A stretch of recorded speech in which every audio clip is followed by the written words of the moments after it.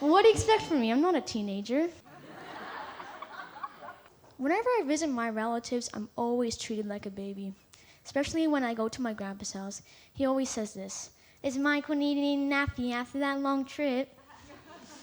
It would have been okay if he said it that one time, but the problem is he says it every time I come to their house.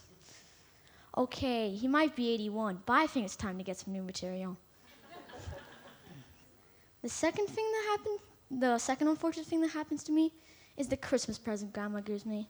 I'm not saying they're bad presents, but I'm saying they're a bit babyish and not my type. For example, last year, I got books which were fine, but the problem with the books, there are at least 2 or 3 grade levels below me.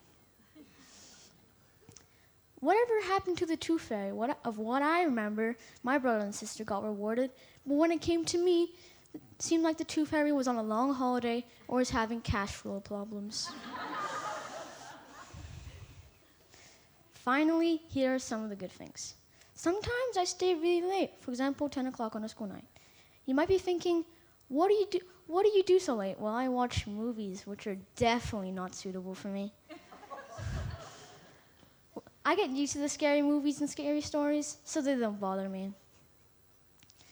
My brother and sister set a bedtime at 9:30, which I think is way too late for me, but my parents go with the flow.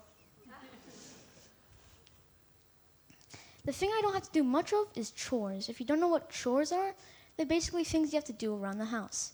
For example, I don't have to take the rubbish out because the bag's too heavy and I can't lift a heavy bin. Don't tell them that I really can.